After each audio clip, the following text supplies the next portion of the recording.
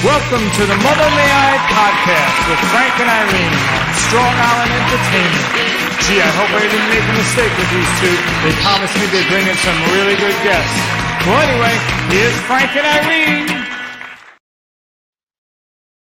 Oh, well, hello. It's actually just Irene because Frank is running a little late. I don't know where Frank is, but I'm sure he'll be with us momentarily. So thank you so much for joining us on the Mother May I podcast with Frank and Irene.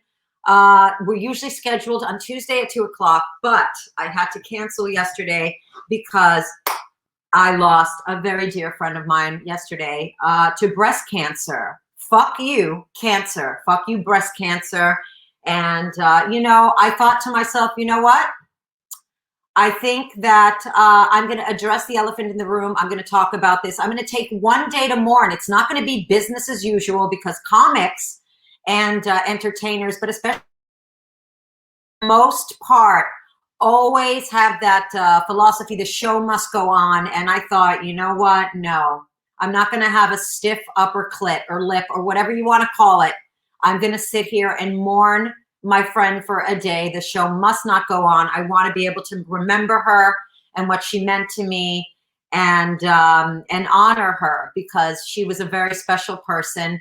And I think we all have that one, or if you're lucky, more than one or a few friends that we've known most of our lives, that no matter where our paths take us, and life will take us in different paths, because such is life, no matter where our life takes us, that you can always rely on those solid, rooted friends.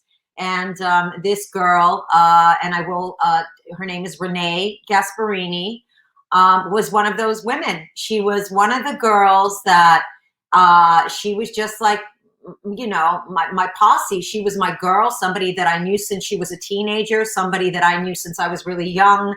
And somebody that, I was in the foxhole with in those jobs that we don't want to do, like, bartending, which is a very difficult job, or waitressing while you're trying to pursue your dreams. In the interim, you're doing all these jobs that you don't want to do. And this was my girl, and we remained friends for our entire lives. And she was so special to me. And sadly, very, very tragically and very sadly, she died yesterday, passed away from breast cancer. Yep. And, this was like the gravitational pull of reality to me once again, because I wanted to talk about the importance of women getting mammograms, being checked regularly, advocating for yourself, bringing a friend with you if you need somebody to advocate for you, and demand that you get the testing that you need. Because in Renee's case, unfortunately, she had breast cancer 4 years ago or so. She beat it. It was in remission. And then it came back about a year ago.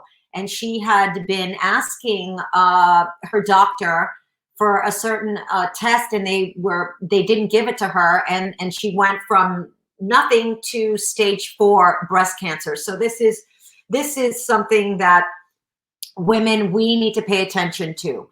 We need to walk in, not only get a mammogram and get checked regularly. And I know that a lot of my friends that know me know, Irene, when was the last time you went for a mammogram? And they're right. They're right. I don't go regularly, not at all.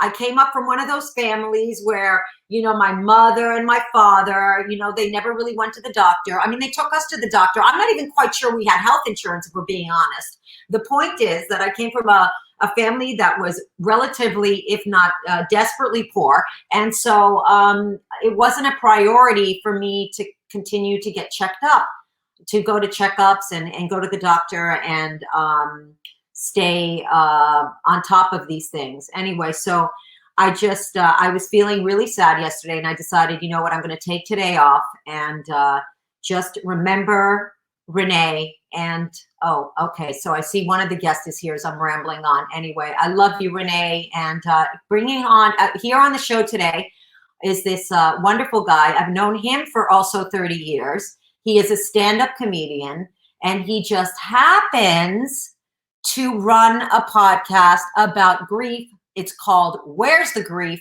This man is wonderful, funny, and so awesome. And I'm so glad he's available to jump on the show with me today.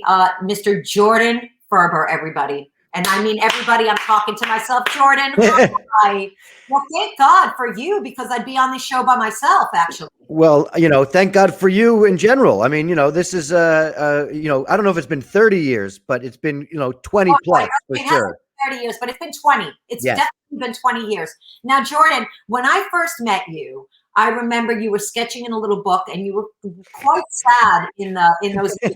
Always drawing. Still got my doodle book right here. Doodling? Oh my gosh. Art therapy. I'm like, I was ready to steal your book and start doing a psychoanalysis on you. But anyway, you were drawing these intricate, beautiful drawings, and you seemed sad. And you said at that time that you just lost your brother. Now tell us about that period. Right. So my brother Russell was killed in a car accident in July of 2002, over July 4th weekend, and he was 21 years old. I was 24. I had been doing comedy for about almost 2 years at that point. Mm-hmm. And it was such a surreal experience to be in a position, in a job where I got to go on stage and talk about myself and my life. And yet I had this whole area of my life that I didn't even really have a vocabulary to talk about anywhere yet. Mm-hmm. And so it was very odd. I was living a bit of a double life for a number of years. It was, and even when I started to talk about it, it took me a long time to find. Sorry, hold on a second. I didn't see that Frank is here. Let's just bring Frank on. I had no idea that Frank was here. Let's bring him on. Yeah. Sorry about that. No problem. I thought he was, okay. So I don't know if Bobby can see that Frank's here. We're having an issue. Oh, here's Frank. Okay, great. So we're all in here now. Okay. Hi, can you hear me? I can hear you, but I can't see you. And that's painful, actually, to hear you and not see your face. For me, it's the other way. If you see me, it's more painful. Difficulty. So Jordon, one of the things that I find that's really difficult, and as soon as Frank joins on, he'll also weigh in on this, is the fact that it's really hard for us to continue doing what we do, making people laugh and go on stage after when we're sad, really deep inside, like right after, like I remember when I first lost my father, he died the next day. I had to go and do my show at the Pit. It was a one-person show. I've been promoting it for months, and I had to get up and start telling jokes. How did you feel about that in your life at the time? Your brother, somebody that you love so much, and then you have to continue doing what you do, making people laugh. Well, first of all, I found it actually to be the best distraction that there was. I was also working at a club in Times Square where I was still so young in the business. I was handing out flyers in Times Square to people, and just yelling at people in Times Square for a couple hours a night was incredibly therapeutic. I can't, I love that you were yelling at people in Times Square. That's amazing. Oh yeah. There was no, the turnover rate of people that walk by you in Times Square every 5 minutes, there's a new 1,000 people. So you could yell whatever you want at strangers, and they didn't even have time to really process what you had said to them before they were a block away. Right. And on top of that, being able to, in a weird way, being able to write jokes that were totally disassociated from what my actual life was at that time was actually also somewhat therapeutic. To be able to sort of, really engage my mind in thinking about things that were not at the forefront, trying to do anything to distract myself from what that was. And I'll tell you, comedy saved my life, because I also found that I had a lot of kinship with other comedians who had been through some hard times. That period of time is when I also met Rick Shapiro and Mike DiStefano, right? And guys who were incredibly vulnerable and honest on stage, in ways, and made things that were not remotely funny very, very funny. And I also, my feeling about this has evolved over time, but I really firmly believe that whether or not you get laughs on some of your ideas, you can still really connect with an audience. And I think that there's, an audience knows when you're being genuine with them.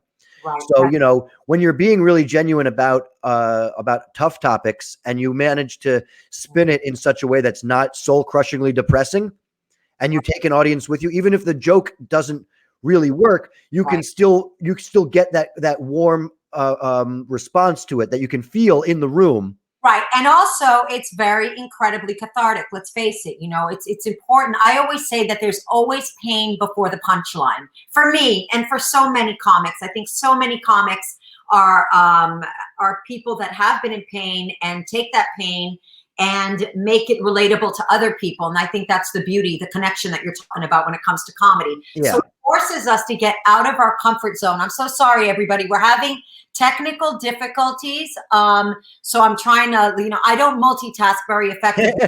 Trying to talk and type, which is like walking and chewing gum. But that's what we do, Jordon. We try to take that pain and almost like, for me, taking the power away from pain and making it something that I can laugh at, like in the most loving way. Yeah. It empowers me. It puts the power back in my hands, in my voice, So much of it is about ownership of your own experience. I feel like grief and loss are so difficult to talk about anywhere. Like, my podcast is an hour long. Nobody lets you talk about your grief for an hour, not even a therapist. They cut you off after 45. So, but when it comes to generating material about it as a performer, open mics are one of the few places where you can have a full scale mental breakdown on stage and have it be misdiagnosed as a good set.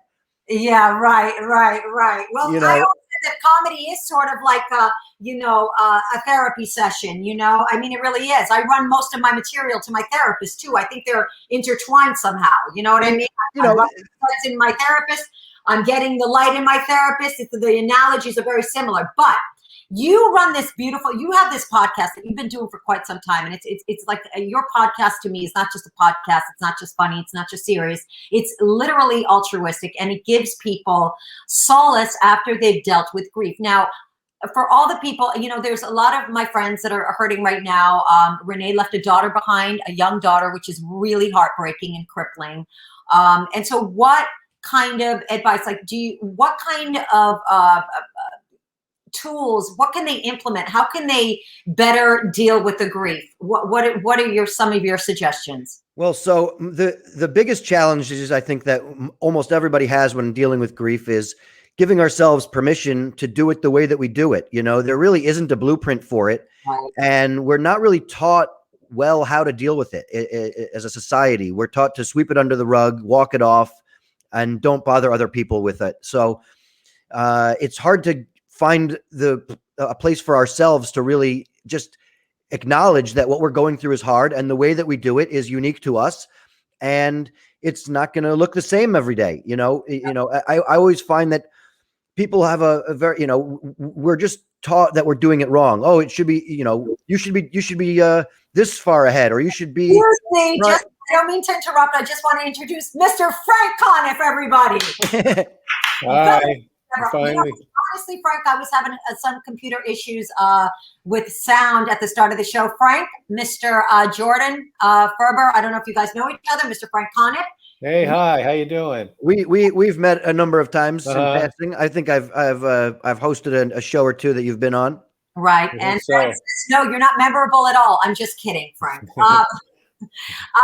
Jordon, Frank, we're talking about loss. Jordon has a podcast about grief. It's called Where's the Grief? And you know what? I decided to address the elephant in the room, but Chris Christie isn't here. That was for Frank. Well, so just to what I was saying is, I feel like we stand in our own way a lot. We really are our own biggest adversary in terms of how we deal with grief, because we think we're doing it incorrectly, when there isn't really a right way. There really aren't a whole lot of answers. It's not a thing that there's no quick fix for it. There's no real there's nothing you can take for it. It just takes time, and it's a thing that you have to integrate into your life, and everybody has their own ways of doing that. For me, it's about, I really strive when I am able to talk about it openly, and finding people that you can really just talk to about it. Mm-hmm. Without judgment or without looking for advice, right, has been the most impactful for me. Because we all deal with it. I want to loop Frank in. Frank, have you ever? I mean, obviously, we've all suffered some level of grief. who was like one of the closest people that you've lost throughout your life? Well, I mean, my dad died when I was 13. Wow. So yeah, so that was that was a big deal when that happened. And but you know what the thing is the era that I come from. It's like people didn't really talk about it. Like there was never any really discussion about dealing with grief. It was just he died and we went to the funeral. And plus my dad had been sick for a long time. So his death was a blessing for him at least, because his suffering was over. And but pretty much I just went on with my life. And I don't think it's unrelated that I got into drugs and addiction after all that, because I just didn't deal with any of that stuff. It's so funny. I find it interesting that era of dealing with grief is similar to any other kind of ailment. Like it's literally rub some dirt in the wound and get back out there. Yeah, exactly. And there was no and also my mother at the time that my father got sick and died, my mother was very sick. She had very bad mental illness issues that thankfully she overcame eventually, but she was very depressed and in and out of hospitals, had shock treatments and stuff like that. Wow. So, so there was no infrastructure in our household for us 5 kids to deal with any of that stuff. It was just, well, you're on your own. And I'm like, well, okay, I think. I thought that the Irish Catholic was the overlooming torturous aspect of your life. Frank, this is a lot. I also had to deal with mental illness issues in my family too. But I never knew that your dad died when you were just 13 years old. I think that's tragic and really hard for a kid to deal with, Yeah, it is, and that's why, after that, I was pretty much on my own. There was no dealing with it. There was no therapy or anything. And so I was just like, hey, who's got some pot? Who's got, let's buy a 6-pack. And that was pretty much it, I've talked about that a lot as well, about how, the feelings of grief and sorrow and loss are so unfamiliar that I found myself getting drunk a lot, because at least that was a familiar. Being sad and drunk was not an unfamiliar feeling. Mm-hmm. Yes, exactly. Yeah. And also, later in life, when much later in the mid 80s, when I finally went into drug rehab, one of the counselors there who was really good, very compassionate, she said to me, you have a lot of grief that you're dealing with. And I think that was the first time I'd heard someone tell me that, Right. and said, that's a big part of what you've been going through is all your grief. And, and that was very insightful. And then at that point, instead of drugs, I sought out stage time, so. Which is chasing the dragon times a million. Frank, but that almost gave you permission to feel at that point, Yeah. Like, how did this affect the rest of your siblings? First of all, 5 siblings. How did that? Are you the youngest? Where do you fall in the time? I'm the middle child, which I've been told is a whole other can of worms. But I had 2 older brothers and a younger brother and a younger sister, and everybody dealt with it differently. Some of us. One of my brothers also got into drugs, but he was more functional doing it, and 2 of my siblings just they channeled it all into scholastic achievement. My sister Lucy, who you know, Irene, she went to the University of Chicago and got great grades, and my brother Mike went to Harvard, which I didn't realize at the time, since I want to be a comedy writer, I should go to Harvard, but I didn't know that, So, so everybody just dealt with it in I think our kind of personalities were kind of set before any of this, and then how we reacted to things was different. And my other brother Rex, who unfortunately died a few years ago, he never took a drug or drank anything in his life. I mean, some people, when they're in that kind of household, some people like me, they get into addiction. Some people go the absolute opposite route. My sister Lucy is like that too. She never got into drugs or drinking or anything like that either. Right. She be like you said, she threw it all into her scholastic achievements, and that's amazing that she became academic. And that, I would have to say, is a much healthier way of dealing with all that stuff. You know what?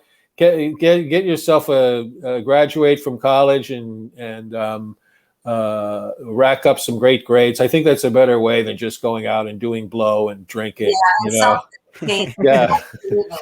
Now, Jordon has a podcast, like I said, it's called Where's the Grief? Now, have you ever had like people that are grief counselors on your show, Jordon?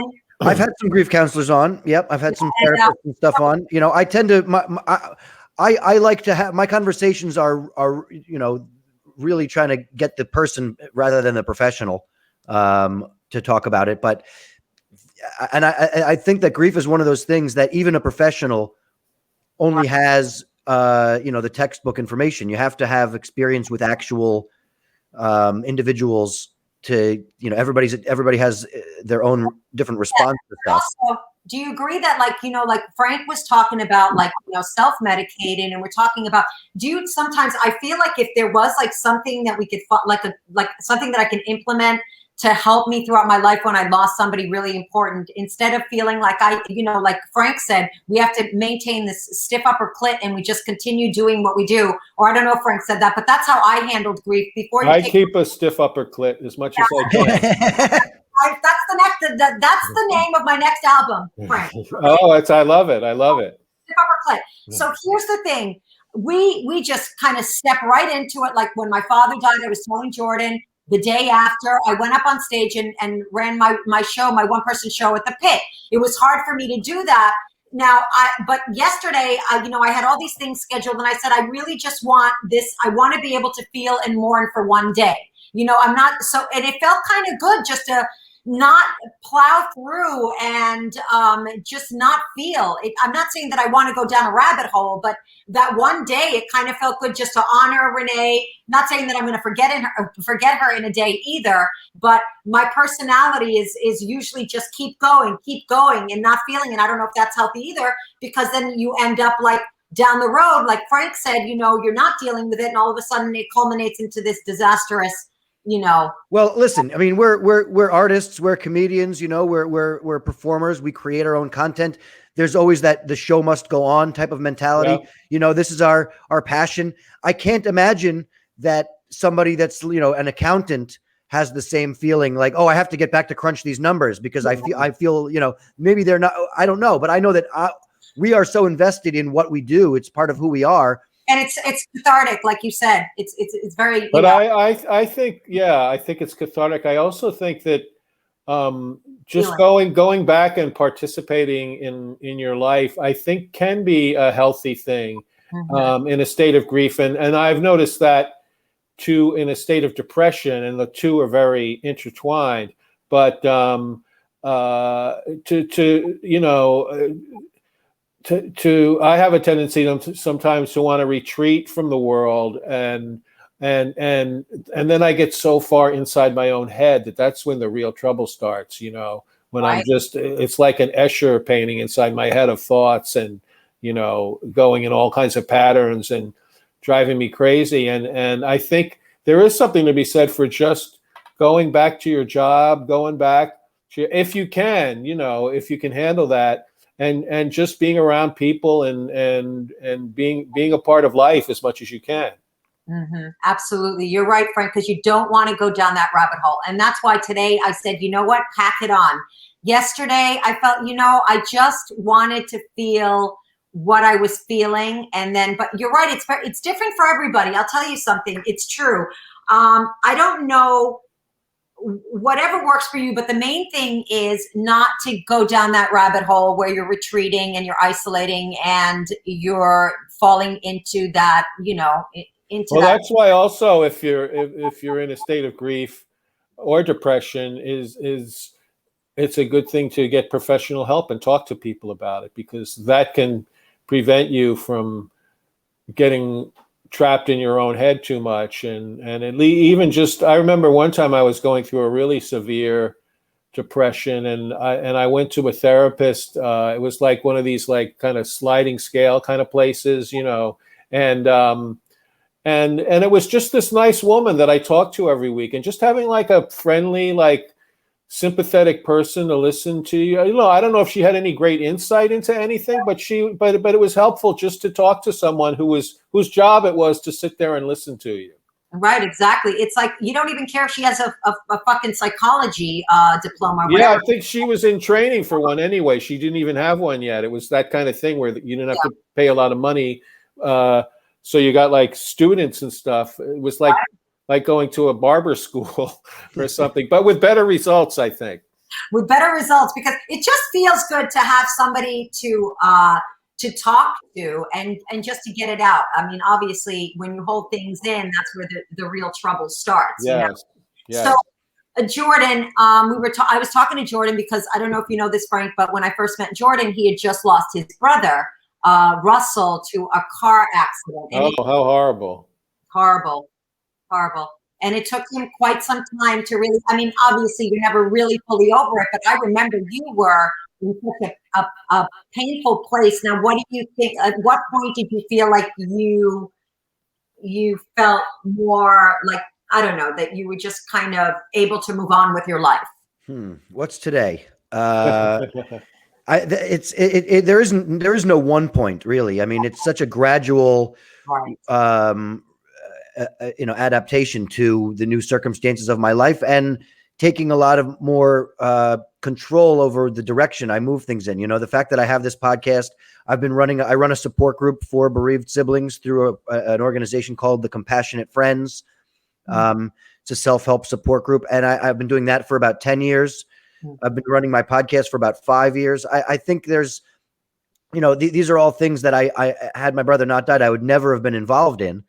And certainly even in the few years after he died, I had no intention of ever having things like that as the cornerstones of what my life looks like. So it's been very gradual. I think, you know, the hardest part, as I go back to this over and over again, is that we don't even know if what we're doing is working. Sometimes I feel like we just have to spend a lot less time beating ourselves up for how we have done it. You know, you can always look forward to the future. There's always, you know, I always say my process has been trial and error, mostly error.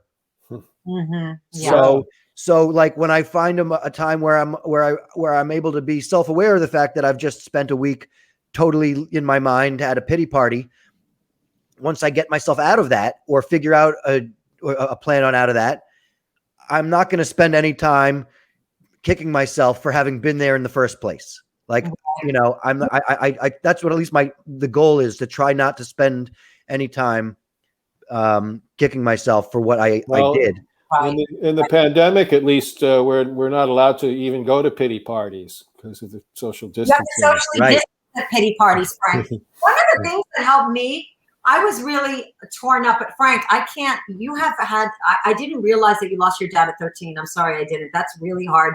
I lost my dad. I thought I lost my dad young, and I was very devastated. One of the things that helped me was to actually go to the gravesite and visit him. And this may sound a little macabre. I would like pack a lunch, a sandwich, going to visit him. I mean, it's the best relationship we ever had, honestly. We didn't spend time together when he was alive, to be honest. You know what I mean? So I enjoyed doing that, and just sitting there and visiting him. So that gave me that really helped me a lot.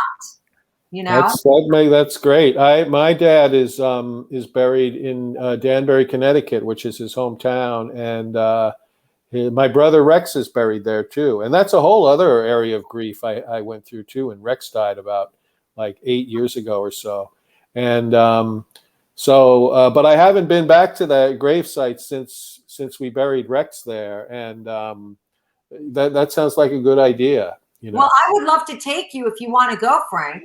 Sure. Once we're double vaxxed, because we're double vaxxed. I don't know about you, Jordon. Mm-hmm. I got the first one. Yeah, I'm on my first too. Are you double now, Irene? No, I'm almost double. Okay. I'm double, I'm going to be fucking climbing into your window. Believe me, okay? Listen, I'm just happy. I'm just happy. I'm just happy that we can get shots for spring break this year. You know, I'm taking shots.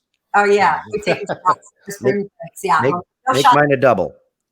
We're doing doubles, but yeah, I feel like that was something that really, you know, I think maybe that's a trip that we need to take, Frank. It just feels so good to, you know, sit there and talk without being interrupted from my father and just have a conversation, pack a lunch. There's something that feels nice about that. You know, I was never one of these, let's go to the cemetery, you know, because we've been, as a child, we were dragged to the cemetery with my mother to go see my grandparents. And I never had that until I grew up and I actually lost my father. And I started doing that on my own and it felt really, really good, you know?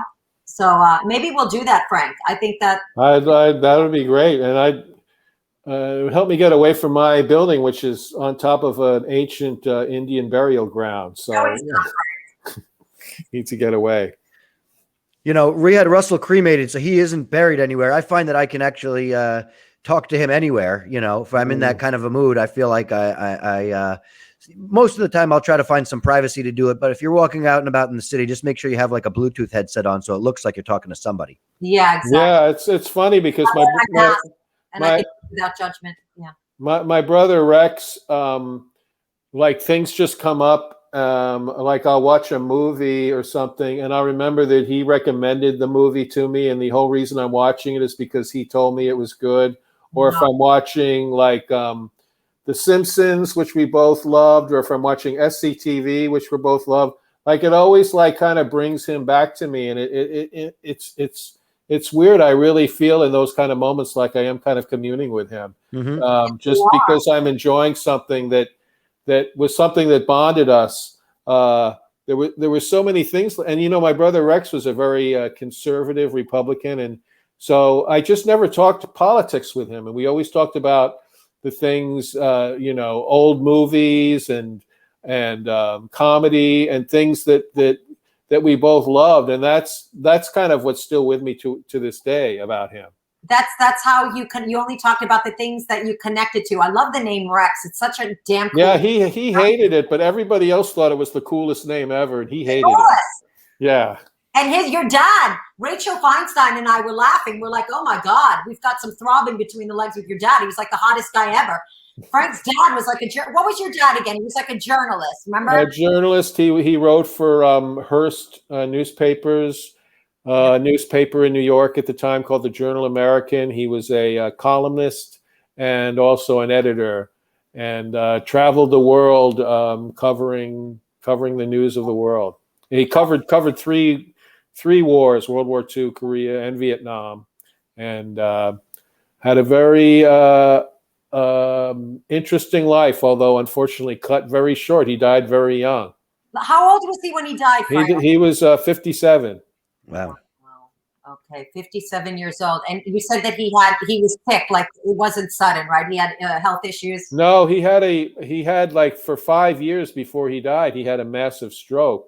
So for a large portion of my childhood, he was just in our house, incapacitated, and he was in the Rusk Institute for a while, which is a rehabilitative place in New York. And when he died, he was in the Mary Manning Walsh nursing home, which is not far from where I live now. It's actually York Avenue. Once you get past 72nd Street, it's like the most depressing part of New York. I hate to say it. It's nothing but hospitals. Nothing but hospitals between 72nd and the 59th Street. I lived on 78th. Yeah. Yes. And so for me, it's like the row of death, because I walked past the Mary Manning Walsh nursing home where my dad died. And then there's the animal hospital where 2 of my cats have died, you know. So it's brutal to walk through that neighborhood. There's so much. Now, Jordon, you said Greek people, when somebody dies, and I'm sure it's the same with Catholics, Frank, it's always like the open casket. There's a lot of like, you know, it's just I don't know if it's like this for Catholics, but Greek people, it's a lot of mourning, a lot of wearing black, a lot of suffering. They're martyrs. Now, you mentioned we do not do the cremation for Greeks. We just don't. We do the burial like. Now, when you say cremation, I love that you cremated him. Did you do something special for your brother? Like, really, So, Russell died at 21, so we had no idea, what he wanted. We our idea was to have him cremated, and we were going to sprinkle his ashes at his favorite spots around the world and the places that he wanted to visit. And so we've done a little bit of that. We've sprinkled him in certain spots in San Francisco near where he lived, and off by the Golden Gate Bridge, in Colorado on some ski areas.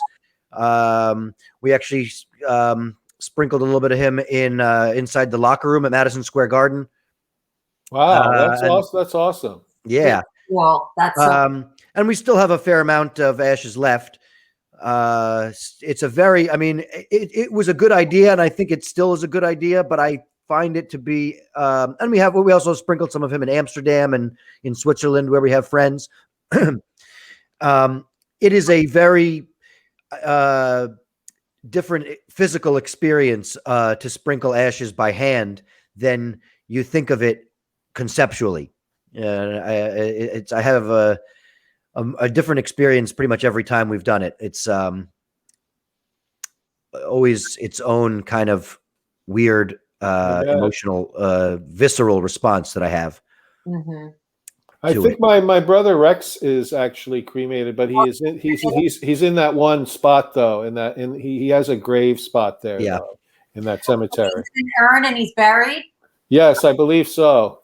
I think part of the reason we didn't have Russell buried anywhere is we didn't want to feel guilty for not having having a spot to visit, but I to a certain degree, there is an element of not having a centralized location to go, and do it. I think we did pretty well considering with the information we had, at the time, but One thing that should be comforting, I think, is that I don't think the dead give a shit whether we visit them at their grave sites or not. They're wherever they are, if they're anywhere. They're way past caring about that. Yeah, they're not. They're not. They don't care. It's for us, the living. Right. And that's the thing. Like I can commune with Russell anywhere. If I'm having a good day and I'm out and about laying in the sun, I can also talk to Russell there. Like, hey, look what a beautiful day we're having. Thanks, Russ. Right. I can credit him for it if I want. One of my favorite ways to reconnect with somebody, and I do this all the time. I do it with Renee. I love to do this, is tell stories about that person, like funny stories about somebody who's deceased or somebody that you love. I feel like that really brings them back to life. Just remembering them and laughing, because you're evoking an emotion when you're talking about them, and you're bringing. That's what I love about stories, and that's what I love about when you eulogize somebody. I always hated those like very. Not hated, but I feel like the funnest eulogies that I've been to. The ones that were the most about, anyway, but the ones the funerals I've killed the hardest at. You know what I have to say is really annoys me is I've been to a few memorial tributes to comedians who've died, and everyone who gets up to speak is just doing stage time, roasting. Yeah, they're just trying to get their, and I totally understand that. And some are like very sincere and tell great stories, but then some are just like, give me the light at 5, Yeah. I've definitely been to some comedian funerals where people have burned the light for sure. They're roasting, they're going over. It's about them. It's not about whoever's laying in the box. It's a horrifying thing. You're right. And there should be a light at comedy funerals. I've also seen that. But I do think it's a little uplifting when it's not so, when you're telling a story and it's coming from the heart and you're telling funny stories. That's kind of like my favorite thing. I want to hear about. It's cathartic when you hear like a story about someone who died, and it makes you laugh thinking about them, and you laugh affectionately about them, and you remember them fondly. I think that's a cathartic thing. It is a cathartic thing. And, you know, I remember like when Jordon, I don't know if you knew Poppy Kramer. Did you know? Of course. Yeah, I knew Poppy. I knew Poppy from way back. Poppy Kramer. Yes, but I'm asking Frank if he knew Poppy Kramer. I don't think I did. No. You know, she died suddenly. And, you know, when I went to the wake, it was like one of the nicest wakes I've ever been to, because it was like, you know, you were hearing all these different people that I've never met before, just telling the story. You know, Poppy's a very funny person. She was hysterical. Yeah. Just a brilliant comic, really quick, just an amazing person. So even if you weren't a comic and you were telling the story about her, it was still funny, you know? So it was just interesting to see all these people coming together and telling these stories about her, whether they were comics or not. They were always funny, and they were coming from different perspectives. So you felt like you really knew her in a different way, even, you know, when you left the eulogy, I felt like I reconnected with her in a different way. Anyway, so yeah, death is a part of life, as we know. My title is Irene Bremis is sad, but I'll tell you what I'm not sad about. I'm not sad about my friend not suffering anymore. You know, I'm happy that she's out of her state of suffering, because she was suffering for a really, really long time. And I think sometimes we selfishly want to keep people alive. Like I did that with my father. I almost didn't give him permission to die. He was like literally a head on the stick, and I was like, don't leave me, Dad. So desperate, you know what I mean? And I remember saying, I don't know how much longer I can hang on. And I'm like, and then my sister finally gave him permission. She literally said, Dad, it's okay to let go. And he died the next day. He actually died that night. Wow. You know? Yeah. Yeah, I think that's important for us to let people go, and if they're suffering, especially, you know, it doesn't do them any good to just continue suffering for so long.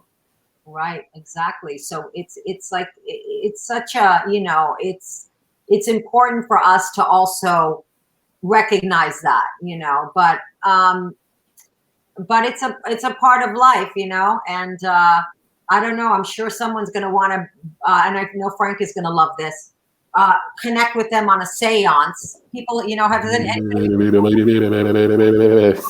kidding me? Yanni didn't even want to be bothered when he was alive. The last thing he's going to want, me fucking doing a seance to dig out of his rest. Very much needed after we put up with my mother rest.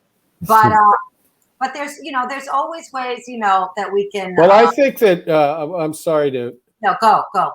I think that what we've been talking about, what Jordon has been talking about, how he communes with his brother when it's a nice day and he's just out and he's thinking about him, or how I think about my brother Rex, it like that does bring them back to us, and that's like the real version of a seance. You know, it took time to get there. I'll tell you.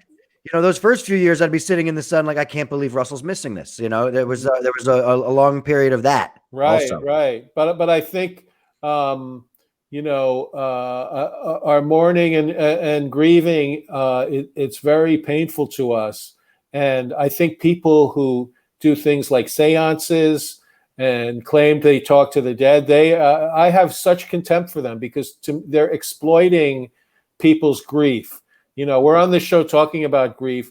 These people take people in a lot of pain and they exploit it, because people so desperately would love to be able to talk to their deceased relatives or their deceased friends. And the people who prey on that are really reprehensible, as far as they are reprehensible. And you know, Frank, I always joke, but I absolutely 100% vehemently do not believe that people can talk to the dead. I'm sorry, I just don't. And I believe that they are preying on vulnerability and pain. They really, really are. You know, it's easy to say, and believe me, after my dad, I actually, you know, I went to this wedding. It was like an industry wedding, and there was one of these women, like I forget what her name was, but she was at the table, my friend who was working for William Morris. She goes, come on, let's go try to talk to her about your dad, you know?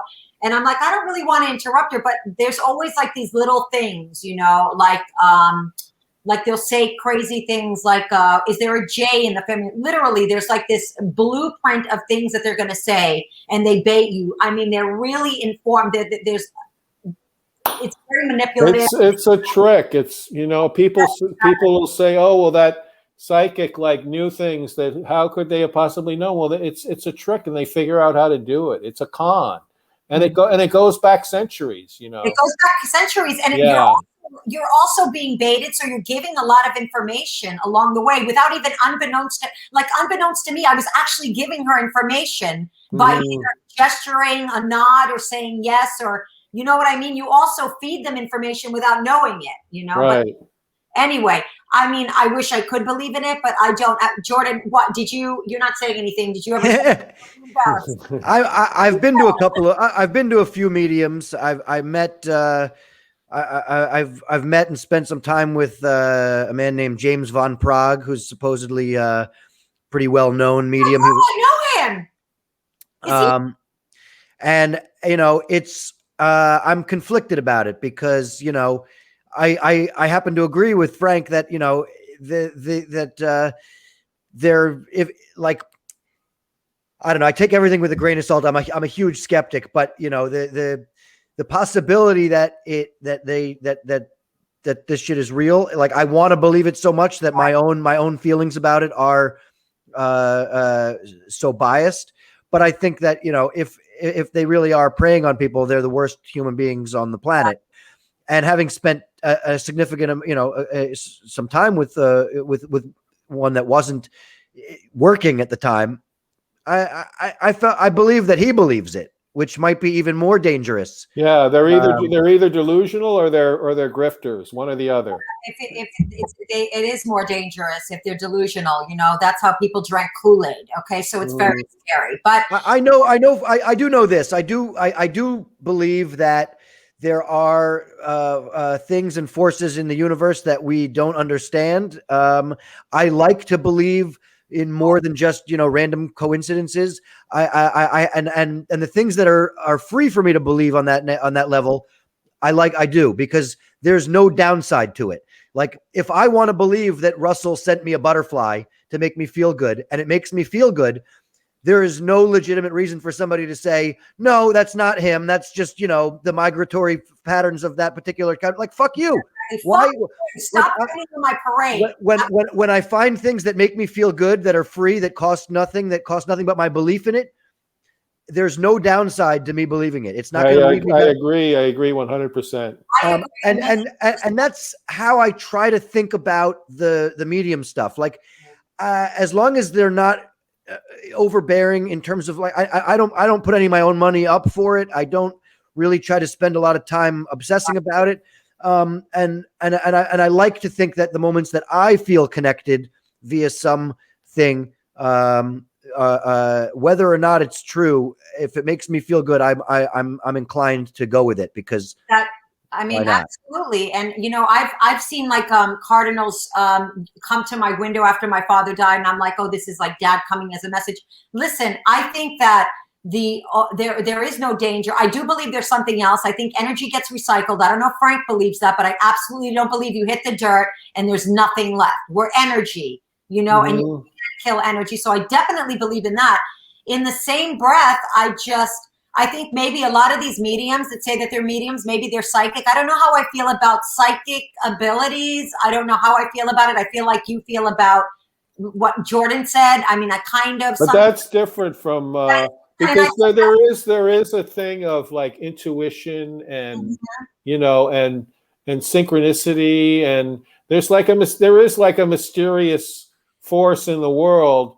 But I think it's beyond any of our understandings, but it's something that you can kind of pick up on a little bit, like here and there, and it can be meaningful to you. But to me, that's a whole different thing than someone saying, I'm a psychic, I can read your mind, I can predict the future for you, I can communicate with your dead relative. Then it enters the realm of complete bullshit in every case. I mean, you know, it goes back to like negative seed, Frank. That's the other thing with psychics. Let me just say that if a psychic tells you something negative, you are now burying that, imprinting that fucking memory in your head, and it really can have a negative effect in your future. You know, so there's that. But I think that a lot of the times maybe they're picking up on that synchronicity that you're talking about, Frank, but they're not really conversing with the dead. No, they're not. And they're probably the least spiritual people you'll ever meet. I also always think that, my brother did not believe in any of that stuff. He had a friend who was a big John Edwards fan, and he used to laugh at her and like poo-poo it, like, oh, that's such bullshit. And so I used to think, like, if you don't believe in it here, would you believe in it on the other side? Like, I could just totally see my brother up, on the other side being like, yeah, I hear there's this asshole over here that says he can communicate with the living. Yeah. And his name is Frog. No, I'm just kidding. That guy's like a big psychic, isn't he? He's that guy that does that show, right? He's small and stocky. Who? John Edwards? Yeah, no, not John Edwards. That guy that you're talking about, Van Prague. Oh, James Van Prague. Yeah. I don't think he's on TV anymore. He did a couple of specials back in the day, but he's not on TV really. He does. He's written a couple of books, and I don't even know if he does a private practice anymore. I'm not sure what he's doing. I know he's on. He does a lot of stuff on Facebook. Mm-hmm. He does on Facebook. Okay, yeah. His private practice is dead, ironically enough. I love it. Oh God, you guys. See, I feel better already. I really, really do. Yesterday I was feeling, not to say that I'm still not, I'm going to be sad. I'm always going to miss her forever. There is no set time, like Jordon said, that you forget about somebody. You'll miss them forever, but it's important to continue working, like Frank said, especially hanging out with friends so that you don't go down a rabbit hole. We're going to be wrapping this up in 5 seconds, but Jordon, I just wanted you to be able to tell people about your podcast, where they can find it, and yeah, my podcast is called Where's the Grief? You can find it at where'sthegrief.com or on iTunes or on Stitcher and Spotify. And I just also want to mention that my organization that I work for is called the Compassionate Friends. They're a self-help support group that supports parents, grandparents, and siblings. They have groups all over the country. My group meets on Zoom. And it's free, and there are lots of great opportunities to just find resources and support for what you're going through. If the Compassionate Friends is not a fit, there are other self-help support groups out there like that for other types of loss that I think are very impactful. Being able to talk about it with other people that are going through a similar thing. That's great. Well, thank you. You're doing such a really beautiful thing for people. Yeah, absolutely.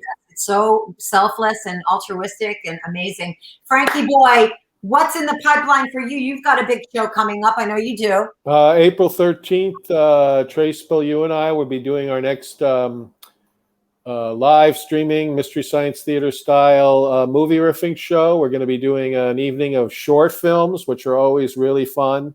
Nice. And that'll be Tuesday, April 13th. At 8 p.m. Go to eventbrite.com for tickets. That's right. You won't regret it. I can't wait to catch one live, Frank. That was a lot of fun for me when we were in Brooklyn watching you. Yeah, hopefully by this time next year we'll be doing real live shows again. I can't wait. I absolutely can't wait. Well, I'm Irene. I do this show, and Frank and I we got roped into another show at 7:00. Which is also posted on our Facebook page if you want to check that out. And I just want to say that I love you guys. Thank you so much for taking an entire hour to talk about this. It means a lot to me, especially because Renee was so special to me. She was one of my best friends. And Bobby, you can go ahead and put that picture up. I just want to put that little picture of me and Gaspo. There's my girl. Oh, nice. Cat lady. Frank, you would be so proud of her. I know how you love the kitties. This girl has rescued more cats than anybody. Oh, wow. Known. I mean, this girl did more for cats and human beings, of course. And there was Peter, Rachel's husband, in the background, photobombing. But anyway, and Bobby, can you also put that picture up of Renee? Look at how beautiful she is. Wow, stunning.